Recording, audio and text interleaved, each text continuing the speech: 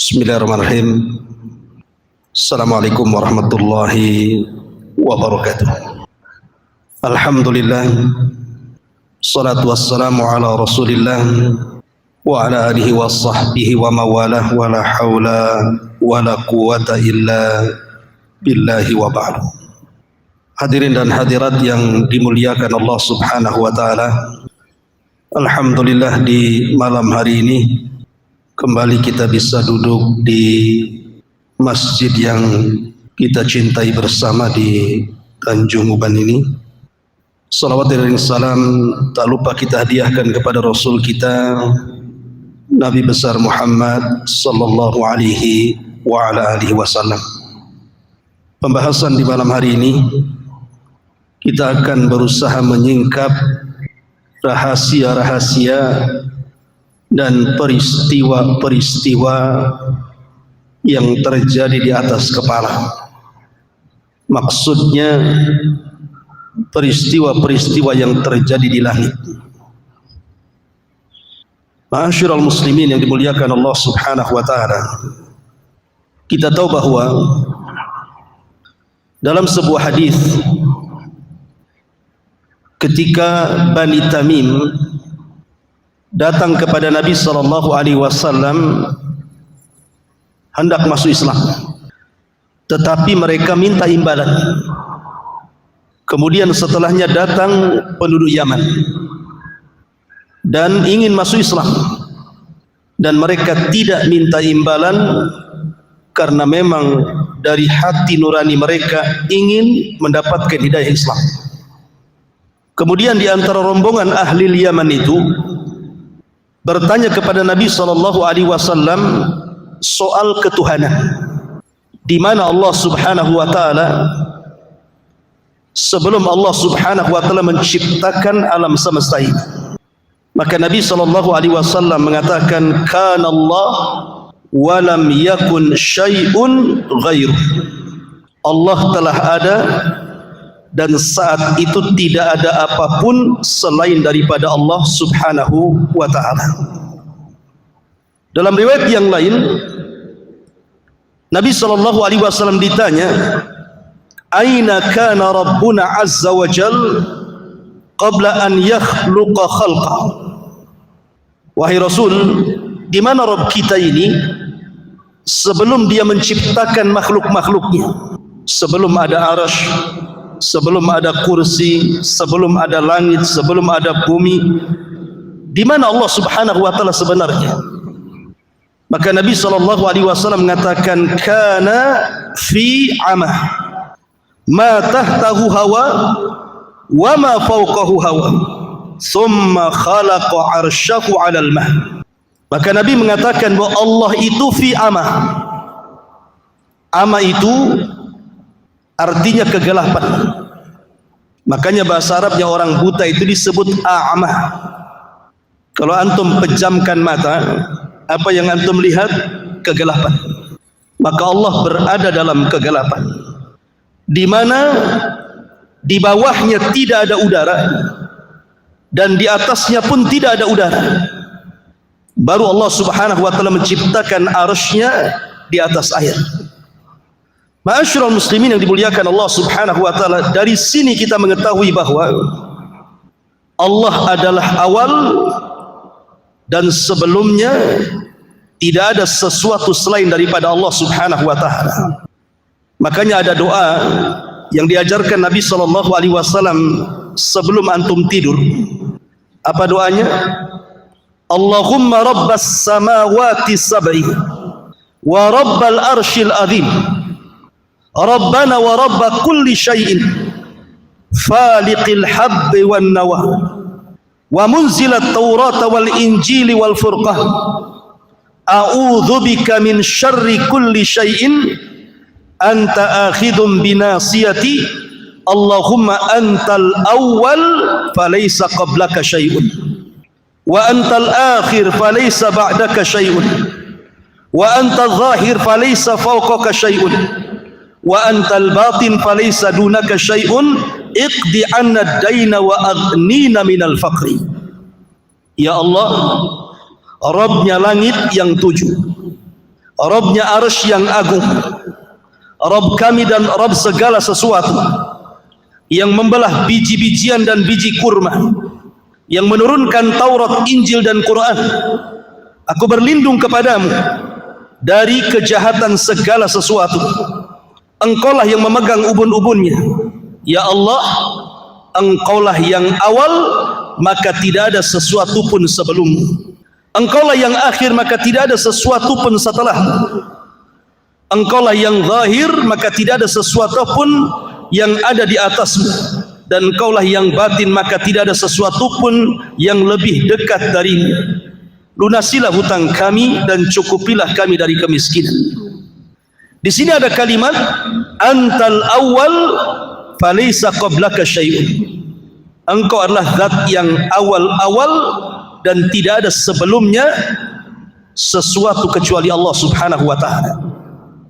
Baru setelah Allah Subhanahu wa taala menciptakan makhluknya, maka yang pertama kali Allah ciptakan apa? Arsy. Ada yang mengatakan qalam, ada yang mengatakan air. Ini khilaf ulama, mana yang lebih dahulu nih? Arsy, qalam, ataukah air? Ada yang mengatakan qalam dulu baru arsy, ada yang mengatakan arsy dulu baru qalam, ada yang mengatakan air dulu baru arsy, ada yang mengatakan arsy dulu baru air. Wallahu alam.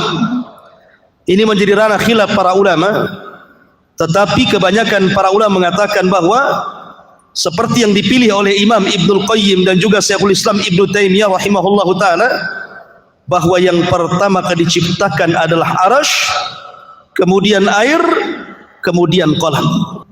Baru setelah itu Allah Subhanahu wa taala ciptakan segala sesuatu. Artinya setelah itu Allah Subhanahu wa taala ciptakan langit dan bumi pada 6 hari. Dan itu difirmankan di dalam Al-Qur'anul Karim tentang penciptaan langit dan bumi itu fi sittati ayyam, pada 6 hari. Ada yang mengatakan bahwa 6 hari ini artinya bahwa dimulai daripada hari Ahad dan diakhiri sampai hari Jumat. Jadi Ahad, Senin, Selasa, Rabu, Kamis, Jumat, itu 6 hari.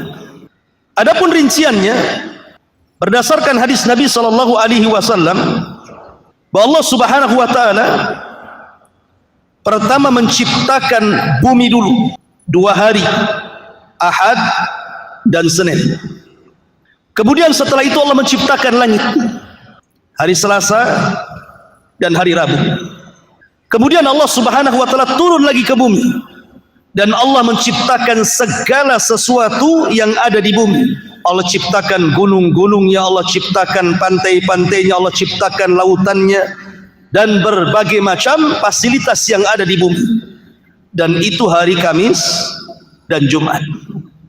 Dalam sebuah hadis Nabi sallallahu alaihi wasallam mengatakan, khalaqallahu azza wa jalla at-turbata yaumas sabti wa khalaqa fiha al-jibal yaumal ahad wa khalaqa asy-syajara yaumal itsnin wa khalaqa al-makruha yaumal thulatha wa khalaqa an-nur yaumal arbi'ah wa batha fiha ad-dawab yaumal khamis wa khalaqa adam ba'da al-asri min yaumil jum'ah fi akhiril khalqi fi akhir saati min saatil jum'ah fi ma bainal asri ila laili. Rinciannya, Allah menciptakan tanah hari Sabtu, kemudian Allah ciptakan gunung hari Ahad, kemudian Allah ciptakan pohon-pohonan hari Senin, kemudian Allah ciptakan sesuatu yang tidak disukai manusia hari Selasa, kemudian Allah ciptakan cahaya hari Rabu, kemudian Allah Subhanahu wa taala ciptakan binatang-binatang hari Kamis, dan Allah ciptakan Adam setelah asar di hari Jumat. Ma'asyiral muslimin yang dimuliakan Allah Subhanahu wa taala, intinya bahwa setelah Allah Subhanahu wa taala ciptakan langit dan bumi dan berbagai macam galaksinya sampai kepada arasy-Nya, banyak peristiwa-peristiwa yang terjadi di langit. Apa saja peristiwa-peristiwa yang terjadi di langit itu? Tentu karena ini perkara gaib, harus berdasarkan nas. Langit kedua saja, jangan langit kedua, langit pertama saja Kita tidak bisa melihatnya. Yang antum lihat itu awan, itu bukan langit. Karena langit itu sesuatu yang ada bangunannya. Dan Abdullah ibn Mas'ud radhiyallahu anhu ketika mengatakan jarak antara langit dan bumi itu perjalanan 500 tahun. Bayangkan perjalanan 500 tahun itu sampai di mana? Itu dari bumi ke langit. Dalam asar Abdullah ibn Mas'ud radhiyallahu anhu. Makanya ketika para ulama membahas soal bulan, apakah bulan itu di bawah langit ataukah bulan itu di atas langit? Bagi yang mengatakan bahwa bulan itu di atas langit, berarti tidak ada orang yang sampai ke bulan. Tetapi kalau bulan itu di bawah langit, memungkinkan orang sampai ke bulan. Alasannya karena langit itu ada pintunya. Makanya dalam peristiwa Mi'raj, Nabi SAW dibawa oleh Jibril. Dan Jibril tidak serta-merta langsung naik ke langit pertama, tapi lewat pintunya. Setelah Jibril kemudian meminta kepada penjaga pintu langit pertama tidak langsung membuka, tapi bertanya, "Man, siapa kamu?" Maka Jibril mengatakan, "Saya Jibril." "Siapa yang bersamamu?" "Muhammad." "Awa qad uhiya ilaih." Apakah sudah diwahyukan, diizinkan dia boleh naik? Kata Jibril, boleh, dan sudah diizinkan, baru dibuka. Artinya kalau posisi bulan itu di atas langit, berarti peristiwa Neil Armstrong yang naik ke bulan itu harus minta izin seperti minta izinnya Jibril kepada penjaga pintu langit, kan begitu? Mungkin nggak tuh Neil Armstrong kayak gitu tuh? Assalamualaikum. Waalaikumsalam. Siapa? Neil Armstrong. Mau kemana? Mau ke bulan. Sudah diizinin? Itu tidak tahu saya. Mana bisa kan? Artinya kalau seandainya bulan itu di atas langit, berarti Neil Armstrong itu harus minta izin dulu. Berarti mustahil Neil Armstrong diizinkan naik ke langit. Gak mungkin, dia orang kafir. Mana boleh diizinkan naik ke langit? Mana dalilnya orang kafir tidak diizinkan naik ke langit? Al-Quran yang mengatakan la tufattahu lahum abwabus sama wa la yadkhuluna al-jannah hatta yalijal jamalu fi sammil khiyah. Ruhnya orang-orang kafir tidak akan dibukakan pintu-pintu langit padanya, dan mereka tidak akan masuk ke dalam surga sampai ada cerita unta masuk ke lubang jarum. Artinya orang kafir tidak mungkin naik ke langit, kan? Karena tidak dibukakan pintunya. Berarti kalau memang bulan itu posisinya di atas langit, berarti dustalah kisah Neil Armstrong itu naik ke bulan. Tapi kalau bulan itu di bawah langit, mungkin karena kalau di bawah langit tidak perlu naik ke pintu, tidak perlu izin, kan itu ya. Tetapi mungkin ini berapa persen? Karena ada sebagian para ulama seperti Al-Imam Asy-Syinkiti dalam kitab Adwail Bayan itu membantah bahwa tidak mungkin orang sampai ke bulan, mustahil. Kemudian membawakan surah Ar-Rahman, ya ma'syaral jinni wal insi in istata'tum an tanfudhu ila samawati wal ardi fanfudhu la tanfuduna illa bisultan. Walaupun ada juga yang mengatakan mungkin, walaupun sekali lagi penelitian dunia sampai hari ini masih meragukan Neil Armstrong sampai ke bulan ataukah tidak sampai ke bulan. Ada yang mengatakan bahwa itu di studio, buktinya benderanya berkibar-kibar. Mana di bulan oksigen, macam-macam pokoknya ya. Intinya itu urusan orang pinter lah. Tetapi kita ini logika saja. Kalau memang bulan itu di atas langit, mustahil Neil Armstrong sampai ke sana. Tapi kalau bulan di bawah langit, mungkin saja, wallahu a'lam. Ma'asyiral muslimin yang dimuliakan Allah Azza wa Jalla.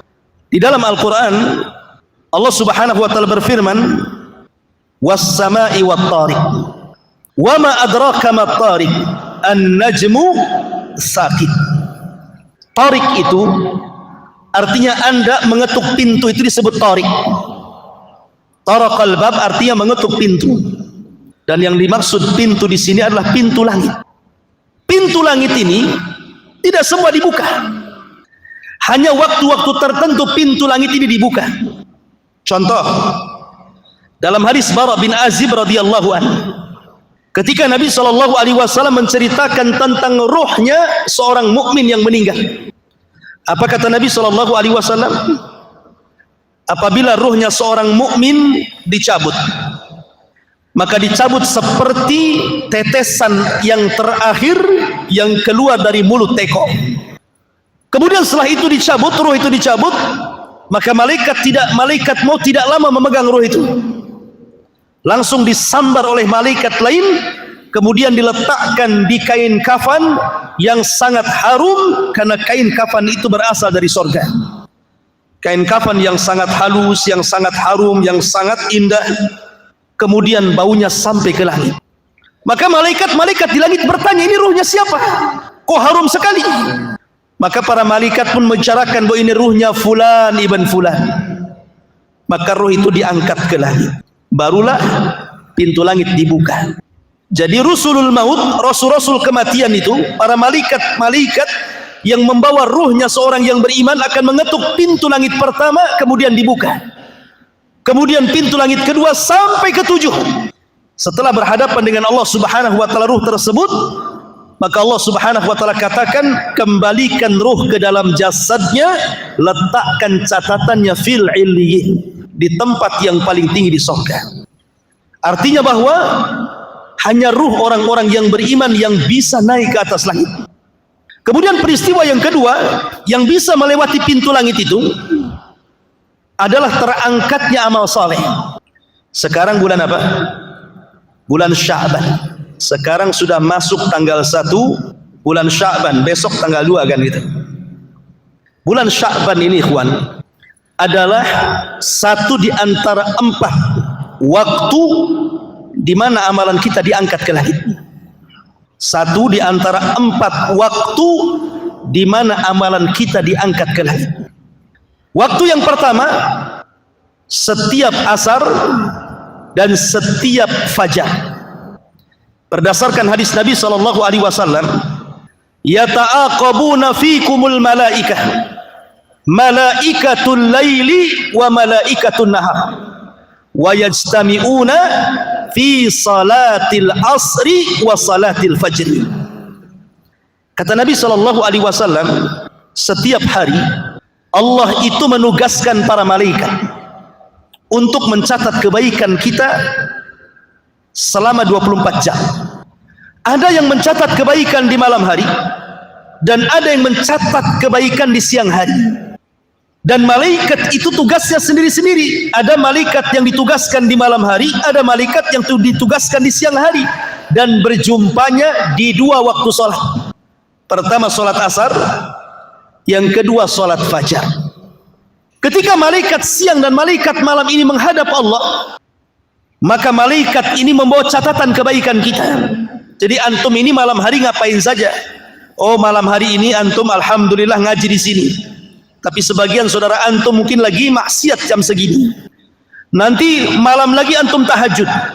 Nanti antum baca Quran, antum berwudu, antum berzikir, semua dicatat.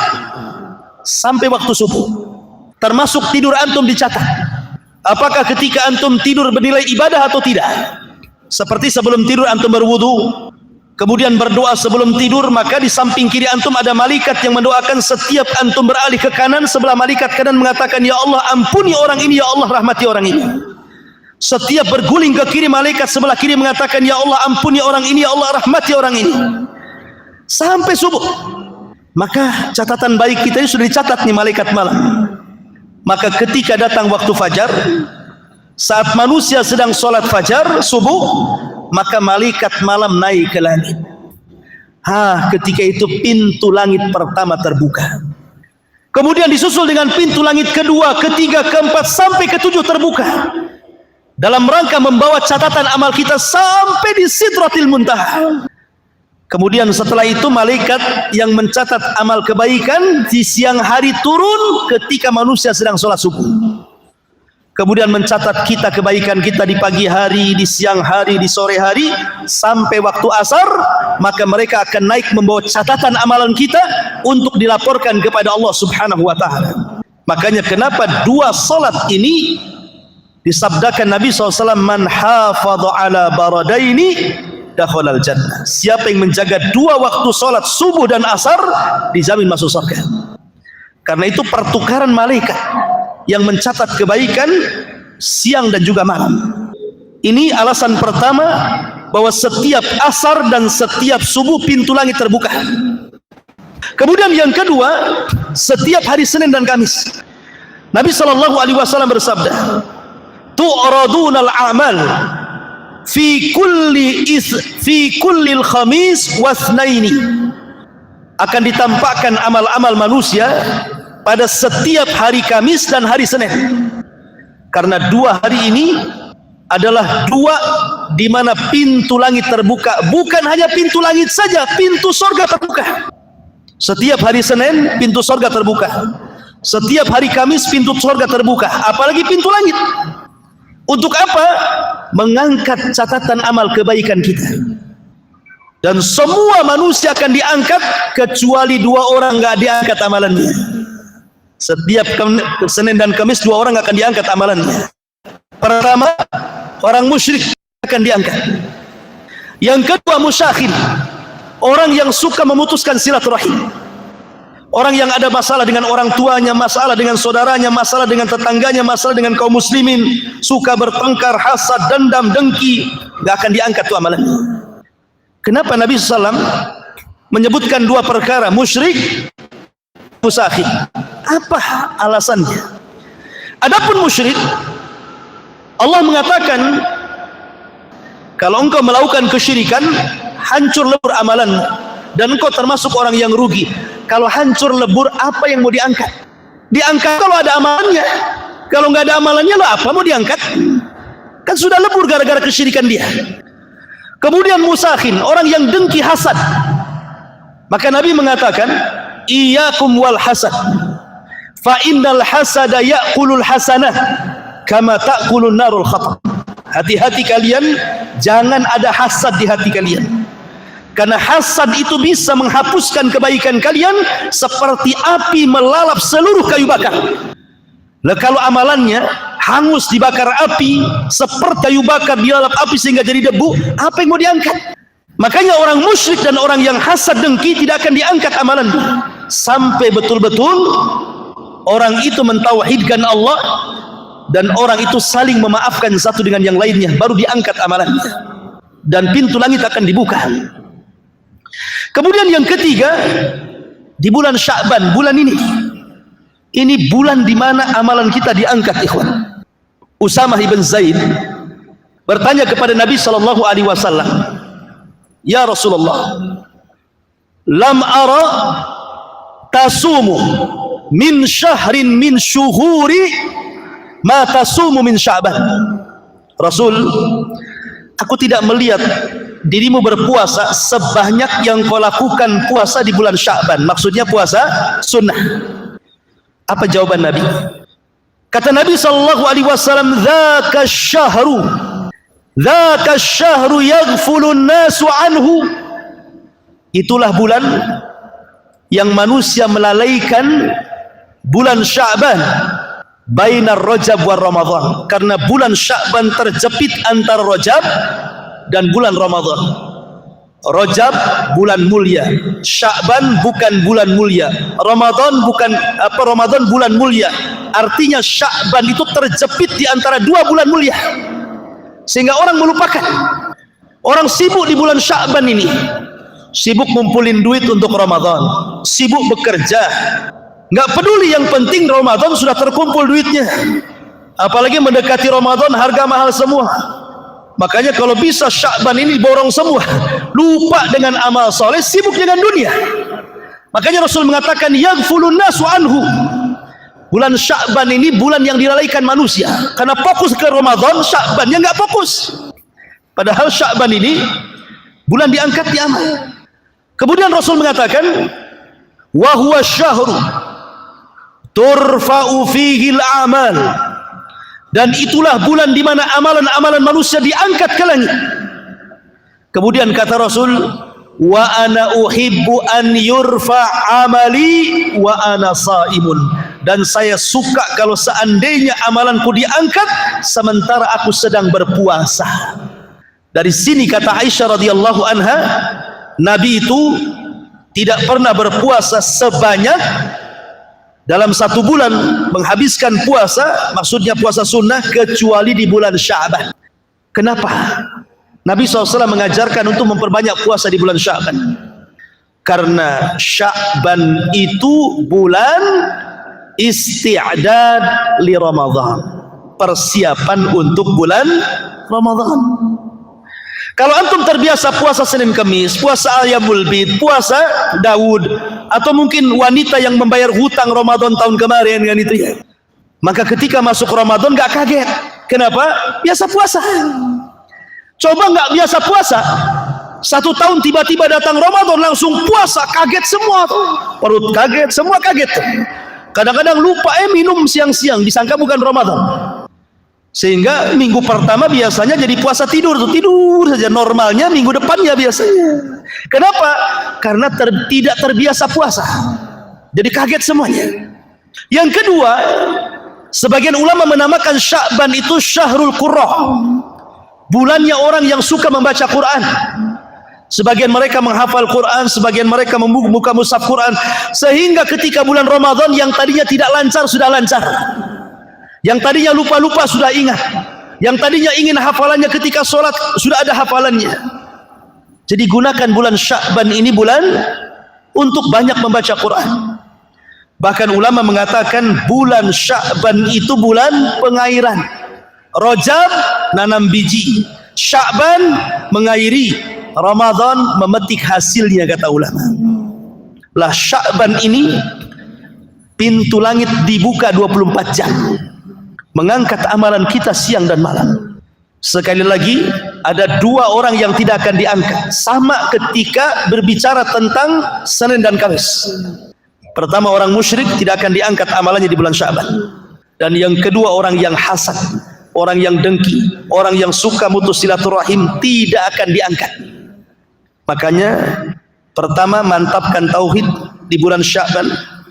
Yang kedua, bersihkan hati dari iri dan dengki. Yang ketiga, perbanyak puasa dan juga baca Quran serta sedekah dan amal-amal yang lainnya, karena ini bulan diangkatnya amalan kita, dan bulan ini semua pintu langit dari pertama sampai ke-7 dibuka oleh Allah Subhanahu wa taala. Kemudian yang terakhir, sebagaimana hadis Bara bin Azib tadi, ketika ruh diangkat, catatan ngikut dari bawah. Ketika menghadap Allah, maka Allah mengatakan, kembalikan ruh ke dalam jasadnya, tapi angkatlah fil illiyin, di tempat yang paling tinggi di sorga. Ini peristiwa langit yang luar biasa, di mana pintu-pintu langit terbuka saat diangkatnya amal. Ini yang kedua. Yang ketiga, Allah membuka pintu langit bagi manusia-manusia khusus. Pertama, Nabi Allah Idris alaihi salam. Ketika Allah Subhanahu wa taala mengatakan, wa rafa'na makanan aliyah, dan kami angkat Idris ke tempat yang paling tinggi, ada sebuah asar, walaupun sebagian para ulama menganggap ini kisah Israiliyah, tetapi ma'ruf dicantumkan dalam kitab-kitab tafsir. Sekali lagi, ini kisah Israiliyah. Kisah Israiliyah itu tidak perlu dibenarkan, tidak pula didustakan, cukup ditelaah saja ya. Kalau cocok dengan Quran Sunnah terima, kalau tidak cocok ya sudah, tidak usah diambil kan itu. Makanya Rasul mengatakan, hadithu an Bani Israil wala haraj, ceritakan tentang kisah Bani Israil, tidak mengapa. Jadi suatu ketika Nabi Idris ini oleh Allah Subhanahu wa taala, karena melihat semangat ibadahnya, semangat dakwahnya, maka Allah Subhanahu wa taala memberikan pahala kepada Idris setiap harinya sebanyak umat yang didakwahinya. Idris mendapatkan pahala besar, senang dia. Akhirnya dia berdialog dengan malaikat Jibril. Ya Jibril, gimana caranya Allah menangguhkan kematianku supaya aku bisa umurnya panjang? Kata malaikat Jibril, bukan wewenangku, aku ini menurunkan wahyu, bukan pencabut nyawa. Kalau engkau ingin bernegosiasi tentang masalah usia, ngobrol langsung sama malakul maut, karena dia yang berhak mencabut nyawa seseorang. Kata Idris, kalau begitu jumpakan aku dengan dia. Maka kemudian Idris dibawa oleh malaikat Jibril kemana? Ke langit keempat, birruhi wal jasad, dengan ruh dan jasadnya. Otomatis langit pertama dibuka pintunya dong, kedua, ketiga, sampai keempat kan gitu. Makanya dalam peristiwa Isra Mi'raj, Rasul berjumpa dengan Idris di langit keberapa? Keempat. Maka sesampainya di langit keempat, tiba-tiba malaikat maut sudah di situ. Padahal belum dipanggil Jibril. Jibril kan pemimpin malaikat, dia berhak memanggil malaikat manapun karena dia pemimpinnya. Ketika sampai di langit keempat, kok malakul maut sudah di situ, seolah-olah menunggu. Maka Jibril mengatakan, heran, aku belum memanggil kamu, kok kamu sudah di sini? Kata malakul maut, aku juga heran. Aku ditugaskan oleh Allah Subhanahu wa taala mencabut nyawa manusia. Mana ada manusia di langit keempat? Ya sudah, aku turun saja ke langit keempat, katanya. Kata Jibril, jangan-jangan yang kau maksud adalah Idris, karena tidak ada manusia di langit keempat kecuali dia, kan begitu ya. Idris mau minta tambah umur, malaikat maut pula ditugaskan nyabut umur. Itulah ajal. Apabila sudah sampai waktunya, tidak mungkin mundur, tidak mungkin maju. Di mana ada kaidah al-hadaru la yamna'ul qadar. Menghindar dari kematian itu tidak mencegah takdir kematian. Orang ini kan mau menghindar dari kematian, kan? Takdir kematiannya sampai di situ. Ini yang pertama. Yang kedua, Isa bin Maryam. Ketika tentara Romawi, orang-orang Yahudi mengepung markas Isa bin Maryam, ketika itu Isa sedang bersama orang-orang Hawariyun, sahabat-sahabat setia Isa bin Maryam. Isa tahu dia akan ditangkap, dibunuh, disalib. Maka Isa mengatakan kepada murid-muridnya, siapa yang ingin kuserupakan wajahnya denganku, maka kujadikan dia temanku di sorga. Maka satu di antara murid Isa siap digantikan wajahnya, diusaplah wajahnya sehingga mirip dengan Isa. Maka Isa pun tidur, kemudian diangkat ke langit birruhi wal jasad, dengan ruh dan jasad.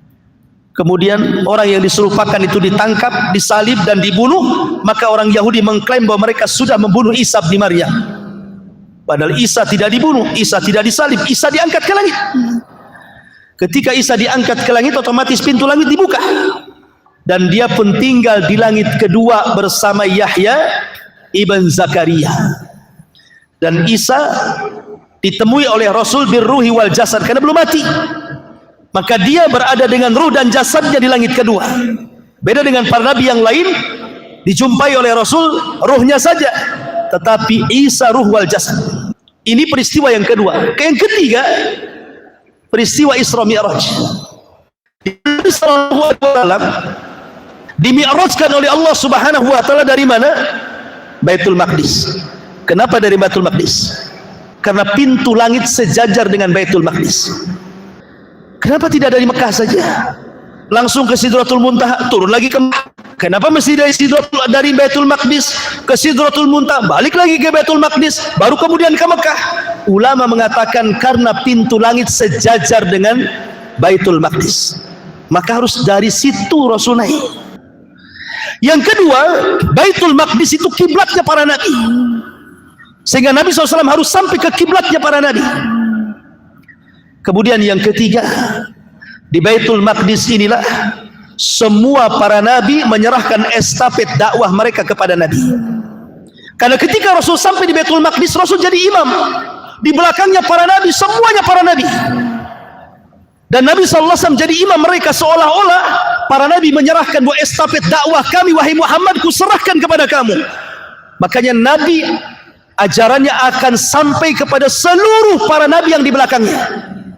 Ajaran Islam yang dibawa Rasul akan sampai ke daerah-daerah yang para nabi sholat di belakangnya. Makanya kita lihat bagaimana Islam menyebar di seantero dunia, kan? Ada di mana-mana. Mana negeri para nabi itu? Negeri para nabi itu Syam, Irak, Mesir, Jazirah Arab. Itu negeri para nabi. Dan Islam berkembang di 4 tempat. Mesir berkembang Islam sampai hari ini. Syam berkembang Islam hari ini. Irak berkembang Islam hari ini. Jazirah Arab berkembang Islam dari ini. Kenapa? Karena Rasul jadi imam di belakang para nabi yang pernah mendakwai daerah-daerah tersebut. Bahkan Islam bukan hanya berkembang di 4 negara, Mesir, Irak, Arab, tapi sampai ke semua benua. Benua Asia, benua Afrika, benua Eropa, semua ada Islam. Ma'asyiral muslimin yang dimuliakan Allah Azza wa Jalla, dari sinilah Rasul Sayyidul Anbiya'i wal Mursalin, pemimpin para nabi dan rasul. Baru Nabi diangkat ke langit, kemudian berjumpa dengan Adam di langit pertama. Kenapa berjumpa dengan Adam?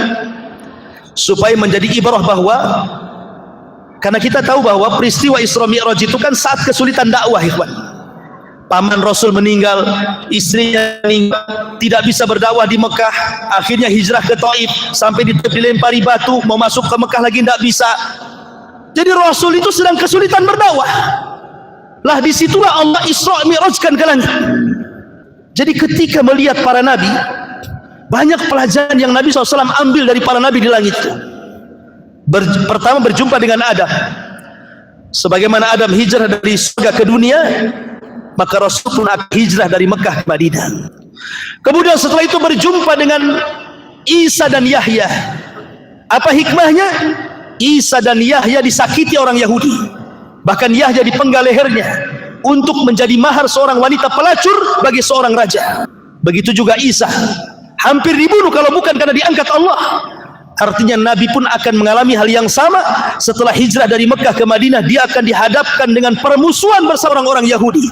Bagaimana Yahudi Bani Nadir akan membunuh Rasul, bagaimana Bani Quraizah yang meracun Nabi SAW, bagaimana orang-orang Khaybar yang mengirim tukang sihir Labid bin Asam untuk menyihir Nabi SAW. Artinya Rasul akan dihadapkan dengan permusuhan besar dengan orang-orang Yahudi. Kemudian naik ke langit ketiga, berjumpa dengan Nabi Yusuf. Kenapa berjumpa dengan Nabi Yusuf? Yusuf itu disakiti saudaranya, usia 10 tahun dicemplungkan ke sumur, kemudian diambil para pedagang, dijual di Mesir. Maka Rasul pun dakwahnya yang pertama kali menghalangi siapa? Saudaranya. Siapa saudaranya? Abu Lahab dan saudara-saudaranya yang lain. Sehingga Allah turunkan ayat Tabbat yada Abi Lahabin wa tab. Kemudian naik ke langit keempat, berjumpa dengan Idris. Sebagaimana Idris diangkat derajatnya sampai ke langit keempat, maka Rasul pun akan diangkat derajatnya. Wa rafa'na laka dzikrah, kami akan angkat penyebutan wahai Muhammad. Hari ini tidak ada nama terbanyak di dunia kecuali nama Muhammad. Sebutkan nama, siapa nama yang paling banyak disebut di dunia kalau bukan nama Muhammad? Ketika antum azan mendengar nama Muhammad, ketika qomat mendengar nama Muhammad, ketika salawat mendengar nama Muhammad, ketika tasyahud mendengar nama Muhammad. Bahkan setiap ada orang lahir dikasih nama Muhammad, ada orang mu'alaf disebut nama Muhammad, macam-macam diagungkan namanya. Kemudian setelah itu naik ke langit keberapa? Kelima, berjumpa dengan Nabi Harun. Dan Harun lembut, maka Rasul diajarkan untuk lembut dalam berdakwah. Kemudian naik ke langit keenam, berjumpa dengan Nabi Musa.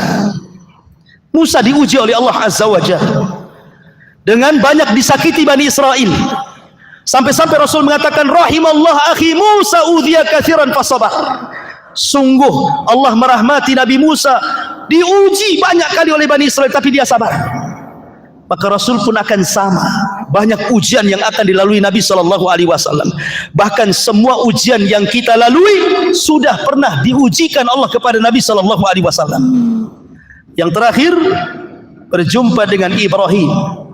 Ibrahim adalah orang yang mirip wajahnya dengan Nabi SAW. Dia membangun Ka'bah, al-jaza'u min jinsil amal, balasan sesuai dengan amalannya. Dia pun bersender di tiang Baitul Ma'mur, Ka'bahnya para malaikat. Dan Rasul akan memakmurkan Ka'bah yang dibangun Ibrahim.